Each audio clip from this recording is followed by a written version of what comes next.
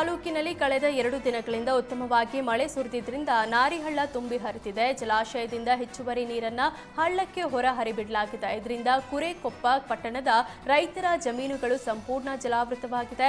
50ಕ್ಕೂ ಹೆಚ್ಚು ರೈತರ ಸುಮಾರು 180 ಎಕರೆಯ ಜಮೀನುಗಳು ನೀರಿನಲ್ಲಿ ಮುಳುಗಿವೆ.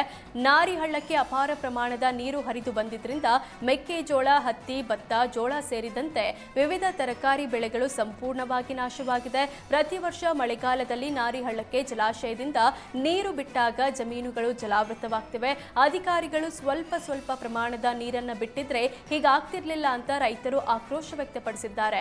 ಅಧಿಕಾರಿಗಳು ಹಳ್ಳದ ಒತ್ತುವರಿಯನ್ನ ತೆರವುಗೊಳಿಸಿ ನೀರು ಸರಾಗವಾಗಿ ಹರಿಯುವಂತೆ ಮಾಡಬೇಕು. ಹಳ್ಳದ ಎರಡೂ ಬದಿಯಲ್ಲಿ ನೀರು ಜಮೀನುಗಳಿಗೆ ನುಗ್ಗದಂತೆ ರಕ್ಷಣಾ ಗೋಡೆಗಳನ್ನು ನಿರ್ಮಿಸಬೇಕು ಅಂತ ಸ್ಥಳೀಯರು ಆಗ್ರಹಿಸಿದ್ದಾರೆ.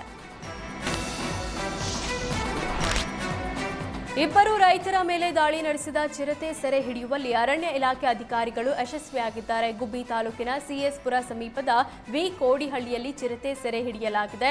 1 ವಾರದಿಂದ ವಿ ಕೋಡಿಹಳ್ಳಿ ಬಳಿ ಚಿರತೆ ಕಾಣಿಸಿಕೊಂಡಿತ್ತು. ನಿನ್ನೆ ಜಮೀನು ಬಳಿ ತೆರಳಿದ್ದ ಮಹಿಳೆ ಮೇಲೆ ಅಟ್ಯಾಕ್ ಮಾಡಿತ್ತು. ಆಗ ರೈತರು ಗುಂಪುಗೂಡಿಕೊಂಡು ಚಿರತೆ ಓಡಿಸಲು ಮುಂದಾಗಿದ್ರು. ಈ ವೇಳೆ ಇಬ್ಬರು ರೈತರನ್ನ ಗಾಯಗೊಳಿಸಿ ಚಿರತೆ ಪರಾರಿಯಾಗಿತ್ತು. ಈ ಘಟನೆ ಬೆನ್ನಲ್ಲೇ ಇಂದು ಬೆಳಗ್ಗೆಯಿಂದಲೇ ಕಾರ್ಯಾಚರಣೆ ನಡೆಸಿದ ಅರಣ್ಯ ಇಲಾಖೆ ಸಿಬ್ಬಂದಿ ಅರವಳಿಕೆ ಚುಚ್ಚುಮದ್ದು ನೀಡಿ ಚಿರತೆ ಸೆರೆ ಹಿಡಿಯುವಲ್ಲಿ ಯಶಸ್ವಿಯಾಗಿದ್ದಾರೆ. ಲಿಂಗಸಗೂರು ಕಾಂಗ್ರೆಸ್ನಲ್ಲಿ ಬಣ ಬಡಿದಾಟ ಮುಂದುವರೆದಿದೆ. ಮಾಜಿ ಶಾಸಕ DS Hulikeri versus MLC Bayyapur ನಡುವೆ ಸಂಘರ್ಷ ಮತ್ತಷ್ಟು ಜೋರಾಗಿದೆ.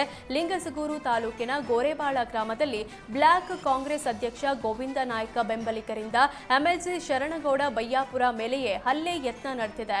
ಬ್ಲಾಕ್ ಕಾಂಗ್ರೆಸ್ ಅಧ್ಯಕ್ಷ ಯಾರು ಅಂತ ನಿಮಗೆ ಗೊತ್ತಿಲ್ಲವೆಂದು ಮುಗಿಬಿದ್ದಿದ್ದಾರೆ. ಶರಣಗೌಡ ಬಯ್ಯಾಪುರ ಕಾರಿಗೆ ಅಡ್ಡಗಟ್ಟಿ ಕ್ಷಮೆ ಕೇಳುವಂತೆ ಕಾರ್ಯಕರ್ತರು ಆಗ್ರಹಿಸಿದ್ದಾರೆ. ಈ ವೇಳೆ ಈ ಮಧ್ಯೆ ಪ್ರವೇಶ ಮಾಡಿದ್ದ ಲಿಂಗಸಗೂರು ನಗರಾಭಿವೃದ್ಧಿ ಪ್ರಾಧಿಕಾರ ಅಧ್ಯಕ್ಷ ಭೂಪನಗೌಡ ಕಾರ್ಯಕರ್ತರನ್ನ ಚದುರಿಸಿ ಎಂಎಲ್ಸಿಗೆ ಕಾರಿಗೆ ದಾರಿ ಮಾಡಿಕೊಟ್ಟು ಕಳಿಸಿದ್ರು.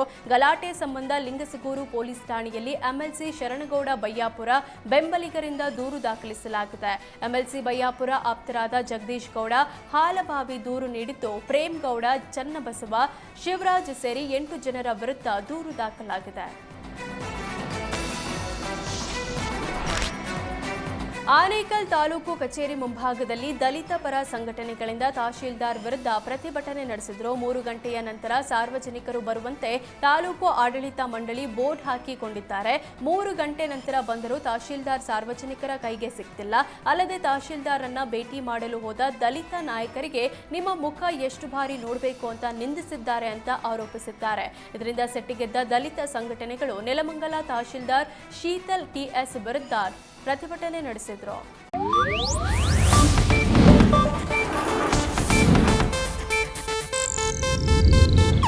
ಇದು ಏಷ್ಯಾನೆಟ್ ನ್ಯೂಸ್ ನೆಟ್ವರ್ಕ್ ಪ್ರಸ್ತುತಿ.